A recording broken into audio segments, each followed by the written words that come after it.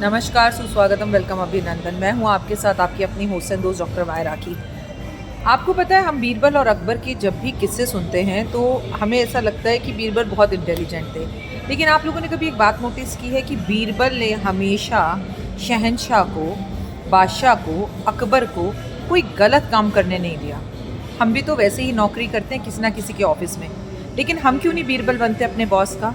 क्यों हम सही टाइम पर सही सलाह बॉस को देकर करोड़ों के नुकसान से बचा सकते हैं, मान बढ़ा सकते हैं, अपमान से बचा सकते हैं, अच्छे कुलीग साबित हो सकते हैं। बल्कि हम तो अपने ही दोस्तों के लिए गड्ढा खोदने बैठ जाते हैं। ये कहानी ज़रूर सुनिएगा और बच्चे भी सुनें। बहुत समय पहले की बात है, एक नौकर अकबर का कमरा साफ़ कर रहा था। उसने कमरा साफ़ करते करते सोचा, मैं अकबर के कमरे में जो बिस्तर है उस शानो शौकत पे सो तो नहीं सकता, नहीं ये मुझे कभी मिल सकता है। लाख मेहनत करने के बाद भी तो मैं 10 मिनट या 5 मिनट लेट कर बिस्तर पे तो देख लूँ कि ये मखमली बिस्तर कैसा है। उसने ये सोचा और वो बिस्तर पर लेट गया। जैसे वो बिस्तर पर लेटा, थकान के मारे उसे नींद आ गई। इतने में एक दरबार का जो व्यक्ति था, जो राज दरबार के बेडरूम के बाहर खड़े होकर पहरेदारी करता था, उसने देख लिया।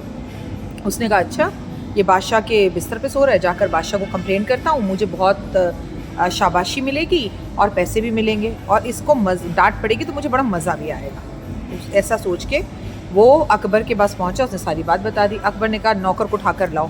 नौकर आया, बोला तुम्हारी हिम्मत कैसी हुई? उसने बोला, साहब माफ़ी मांगता हूँ। लेकिन अकबर इतने गुस्से में थे कि कुछ सुनना नहीं चाहते थे। उन्होंने कहा उस पहरेदार को कि तुमने बहुत अच्छा काम किया है और कल सुबह इसे 100 कौड़ मारना। जाओ इसे इसके घर भेज दो, सुबह भोर होते ही इसे 100 कौड़ियाँ मारना और अपना बदला ले लो। अब ये बड़ा परेशान घर पहुंचा। बीवी ने कहा, तुमने क्या किया? कह रहे, मेरे भाग्य ही फूटे हैं, लेकिन अब इस परेशानी से मुझे सिर्फ बीरबल बचा सकता है। इधर बीरबल अपने घर पर थे और ये जो नौकर था बीरबल के पास पहुंचा, बीरबल मुझे बचा लो, मैं बहुत मुसीबत में हूँ। बीरबल उस टाइम अपनी पत्नी के साथ 64 खेल रहे थे। ठीक है, तो पत्नी ने कहा, इनकी मदद करो। तो बीरबल ने कहा, मुझे सारी कहानी बताओ। नौकर ने सारी कहानी बता दी। तो बीरबल बोला, उसके कान में कुछ मैं जो कहता हूँ तो वो करना। अब क्या बोला नहीं पता, कहानी आगे सुनिए। अगले दिन सुबह दरबार में वो नौकर पहुंचा और बोला, जहाँपना को बचा लो अल्लाह, जहाँपना को माफ़ कर दो अल्लाह, खुदा के लिए इन्हें माफ़ कर दो, इन्हें माफ़ कर दो। अकबर ने जब ये रोना धोना शुरू किया, सारे राज दरबारी इकट्ठे हो गए। बोले, अरे ये अभी तक यहीं से तो 100 कौड़े मारने को कहा था। तो बोला, आप मुझे 100 क्या 200 कौड़े मार दीजिए, लेकिन मैं आपको मुसीबत में नहीं देख सकता। अकबर ने बोला, क्या? बोले, मैं रात को सपने में सोया तो मेरे सपने में यमदूत आए मुझे मारने के लिए, तो वो मुझे छोड़कर आपको मारने आ रहे थे 1000 कौड़े। तो मैंने उनसे बोला, क्यों मारे हो? क्योंकि बोले, जब तू एक बिस्तर पर सोया मखमली, तुझे 100 कौड़े लगे तो तेरा बादशाह तो मतलब सालों से उस बिस्तर पर सो रहा है, उसे 1000 कौड़े तो लगने ही चाहिए। अकबर समझ गए और मुस्कुरा कर बोले, क्या तुम बीरबल से मिले थे? बोले, हाँ। तो बीरबल को पेश किया गया। बोले, बीरबल तुम चाहते हो मैं इसे माफ़ कर दूँ?